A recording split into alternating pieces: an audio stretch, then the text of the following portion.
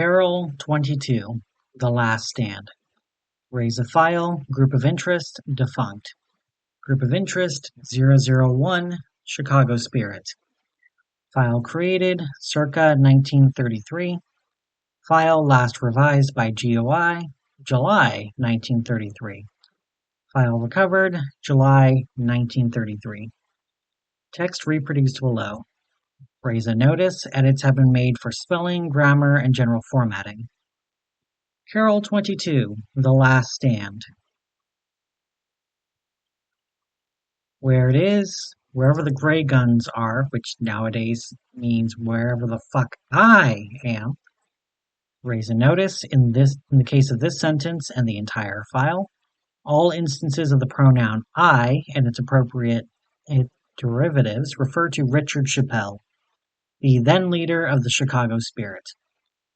I'd say wherever the fuck we are, but ever since they got Mickey, it's been maybe 20 of us, 30 tops, all barricaded up in the manor, no contact with the outside whatsoever. Whenever the hills light up aflame, this is where you should be looking for it. It'll show up sooner or later, of that you can be certain. After the show clears, it'll be gone, but wait long enough for the guns to come back out again, and it'll sure as hell be there to tear them a new one. Who knows about it? Us and the gray guns, mostly. I'm sure that some of the people of Chicago have noticed it. It's hard not to. But most of them don't go anywhere near the manor. We made it clear we don't want any visitors years ago. First time in my life, I'm starting to rethink that decision. How we got it. Honestly, I've no fucking clue. If I were a godly man, I'd say it's some sign from up there. Don't think the word got is right either. It's more like it got us. Picture the year of our Lord, 1933. Ever since the Greycoats, raise a notice in Greycoats, a term used by the Chicago Spirit to refer to the Foundation at large, took over the factory and threw Rolander back to hell back in 08, things have been tough. Real tough.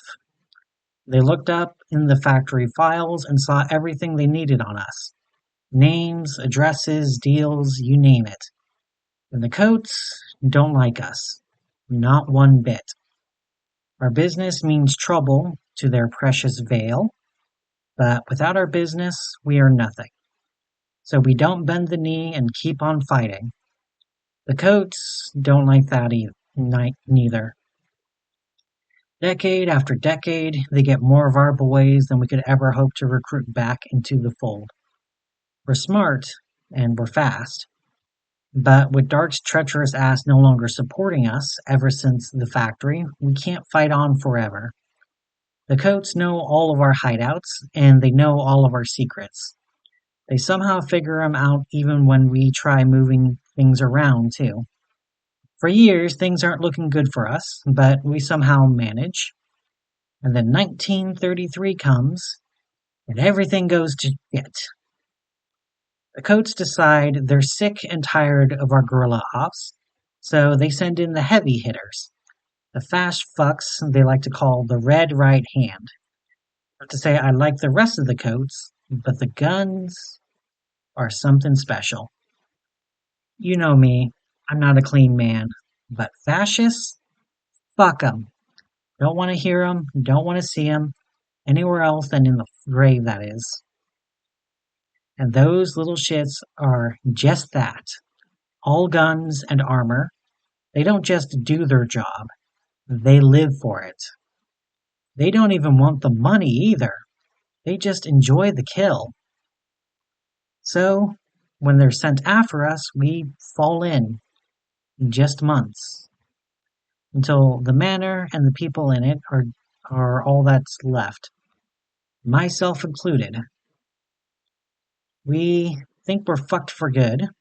The day the guns come for the manor proper, we've not enough guys and we've not enough weapons. And ever since my confrontation with that old fairy fucking 29, my own powers and eyes haven't been the same. So like I said, we think we're done until it comes around. 7 feet tall, easily 500 pounds of living weight, all hair with a fedora on its head and a fag between its lips. It mauls through those fucks like butter through a knife. I call it and not he because I've seen men fight all my life. And the way that thing used its hands and legs to tear the guns apart is unlike anything I've ever seen. It moves faster than bullets, too.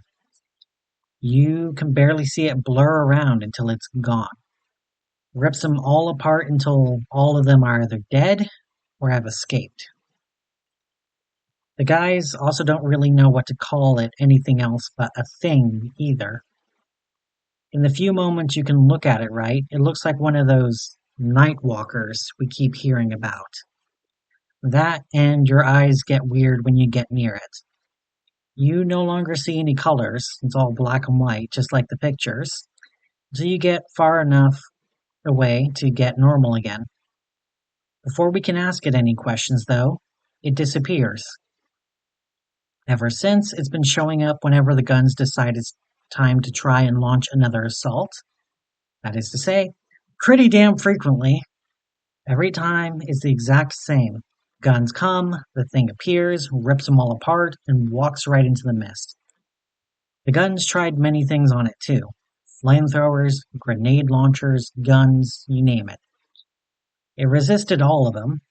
It just keeps on coming, ever so eager to kill a few more fascists. What we use it for. Again, don't think the word use is correct. We can't control it. Don't think anyone can.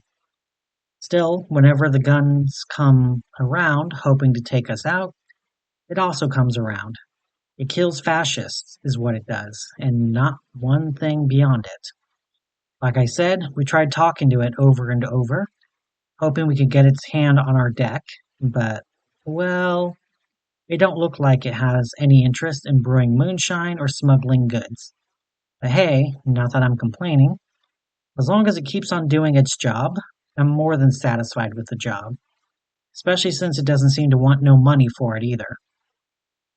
File Appendix, Conversation Transcripts. Update created July 1933. Update recovered July 1933. Text reproduced below. Transcript of a telephone conversation between Richard Chappell and an unknown recipient on July 4th, 1933, from 7:24 p.m. GMT5 to 7:27 p.m. GMT5. Raise a notice. Conversation intercepted approximately 20 minutes after the failure of the third MTF-Alpha 1 attempt at breaching the Chappell Manor and arresting Richard Chappell. Yeah? Who's this? For a second, silence on the recording. For 3 seconds, distant sounds similar to growling can be heard. Oh sure, very fucking funny. Piss off, not in the mood for... The sounds coalesce together to form a deep, rough-sounding male voice with a British accent. Raise a notice, all Foundation efforts to track the other end of the line were so far entirely unsuccessful. And hello to you too, Richard. That's Mr. Chappell to you, bastard. What is this about? A quiet chuckle can be heard, alongside the sound of matches striking fire. The name wouldn't tell you much. Either way, what this is about? Some bloody gratitude for starters. Don't think you'd still be here talking to me without my help. Ah, so it's you then. Aye. Good to finally meet the man himself. Been looking forward to it for quite some time. Well then, what is it you want? What are you doing? Why? In the long run, nothing you can ever provide, I'm afraid. In the short term, though, well, it seems you've been a magnet for fascists recently, it seems. And I don't particularly like them, in case you haven't already noticed. You might be a bastard, but you're a tight git, Chappell, sticking it up to the cops. I like that in people. Let's just say that we share some goals, I suppose. I'm willing to help you, as long as it helps me. 3 second silence on the recording. Chappell chuckles. Seems we've got more in common than I thought. Anything I can really do for you? 'Cause I won't lie, there's a few things I think you could do for me. Yeah? What's that? Get us out of here. Me and my people. 16 guys. All we need is out of the question. I can take on the Reds in the field when they're open, but to take you out into their city? Impossible. Listen, I can get you literally anything you want. You name it. Just help us. I already told you. I can't do it. You ever been up against Foundation-made sniper rifles? They'd gun us down the second I stopped moving. So, what the hell am I supposed to do? Right now, just keep on being the anglerfish.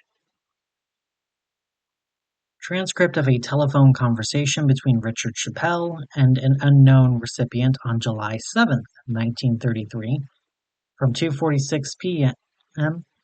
GMT5 to 2:53 a.m. GMT5. Raise a notice. Conversation intercepted approximately 12 minutes after the failure of the fourth MTF-Alpha 1 attempt at breaching the Chappell Manor and arresting Richard Chappell. Yeah? You know, there's something I've been pondering. Why do you do all this? The hell do you mean? The Foundation can't be enjoying the show either. I'm sure that at any point you could have reached out to them, talked it through, and managed an outcome where you walk free and they get what they want. So, why keep on keeping on? Fuck that. Oh? If I bent the knee, what kind of fucking leader would I be? The one who dishonors the work and sacrifices of his people for his own good? The one who shows the finger to all those who came before him, just so he can sit on his ass and do nothing until death comes knocking? The one that leads more than 16 people, I imagine. Eat my dick, smartass. You know what I mean. I'm not leaving my goddamn people. They'd do the same for me. Would they, though? That, and I'm not kneeling to no goddamn fascists. Fuck 'em. I can respect that.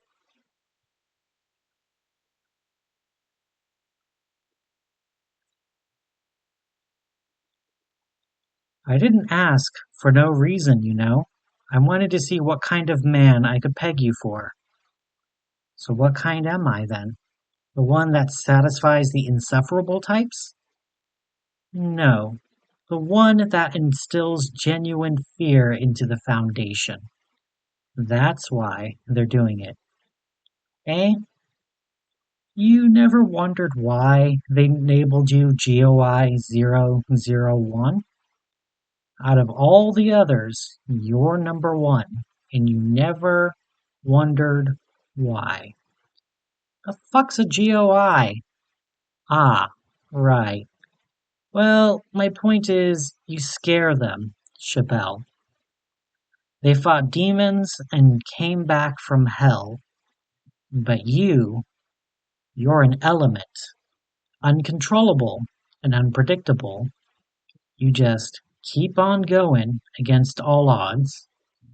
So they want you gone, so they don't have to deal with you when you inevitably decide they're a good game.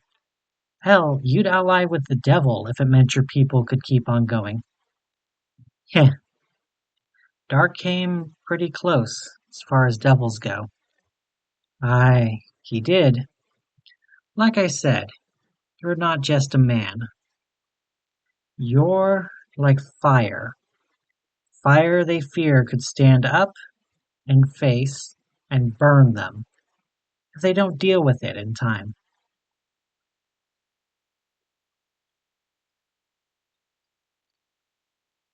I shouldn't be doing this, but you know what?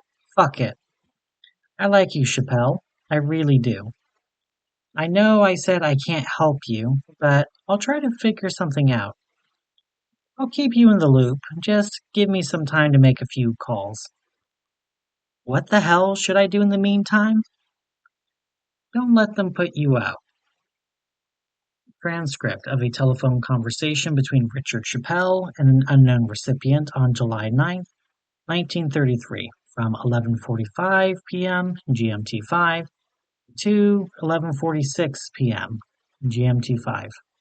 Raise a notice. Conversation intercepted approximately 2 minutes after the failure of the fifth MTF-Alpha 1 attempt at breaching the Chappell Manor and arresting Richard Chappell.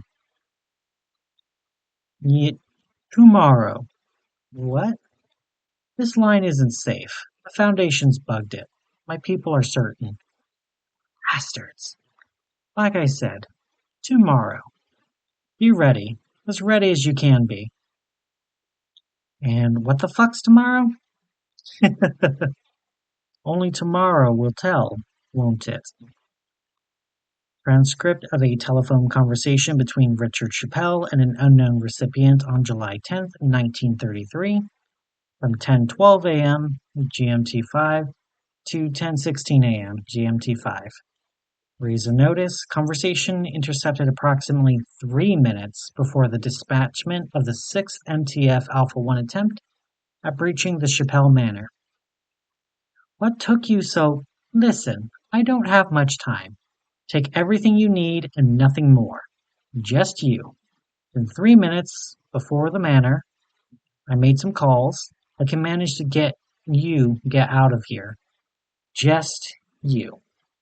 But for Christ's sakes, we don't have time for this.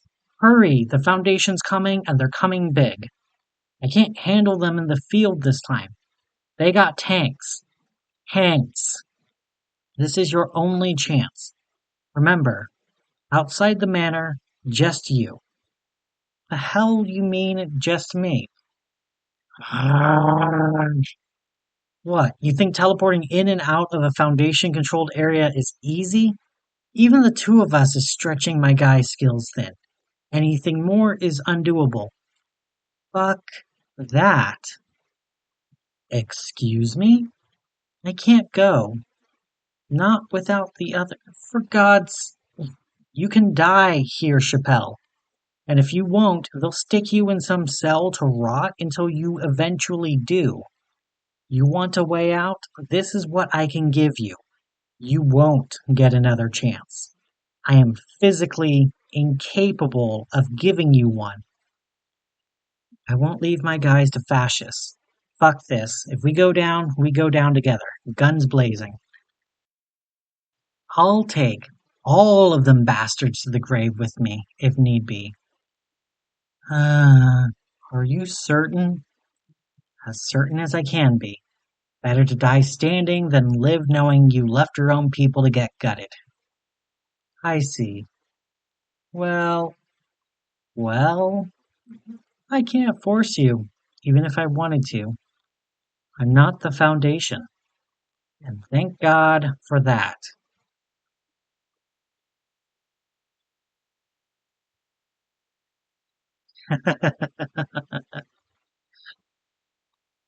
So I suppose this is it then. Probably. Been good knowing you. I won't forget what you did for us. Good to hear that. I won't forget you too. Best of luck in the hunts to come. If you make it out, do give me a call. I'd love to help. But, well, I'm afraid I draw the line at artillery shells. Call you? I don't even know where you're calling from. Or your goddamn name. I already told you. I'm just a nobody. File appendix, letter to Richard Chappell. Date created, July 1933. Date recovered, July 1933. Access letter. Transcript of letter recovered on July 11th, 1933. Following a successful raid on Chappell Manor, and arrest of Richard Chappell, now classified as SCP-46-ARC. See file for further information. Richard, I'm afraid this is a goodbye. A shame, really. Me and my folk could really use some of your talents, but I respect and understand your decision. There really are few better gambles to take on than those that might end up with dead fascists. Still, if you change your mind and somehow get out, I'm bound for Portland next. Raise a notice. Further information possessed by the Foundation in regards to the entity, referred to by Richard Chappell as Carroll 22, suggests it was not referring to Portland, Oregon, but rather to Free Portlands, which was at the time undergoing massive anti-fascist riots. And I'm sure you can still catch up with me if you decide to execute our plan. No matter which choice you make, though, I doubt our paths will ever cross again. But if you do make it out alive and still want to talk to me, like I said, call Hans or Ivan. You know my name. Say I sent you, they'll put me through in their own ways. They may not look like much of phone operators, but trust me, they'll manage. With all of that said, all I'm left with is to wish you good hunting. Stick it up to those bastards, Chappell. Make them pay for what they are. Nobody. P.S. If I happen to fall in Portland and you still want to talk to me, reach out to whoever takes up a moniker after me. I'm sure they'll be fine folk. We don't get bastards like 19 more than once in a millennium. P.P.S. While I greatly appreciate the compliment, I'm actually not one of the Uren. I'm sure my fur, height, and your eyesight might have made a different impression than I intended, but I assure you, I'm something else entirely. But then again, I'm sure that you would have come blindingly apparent should you actually reach out to my people.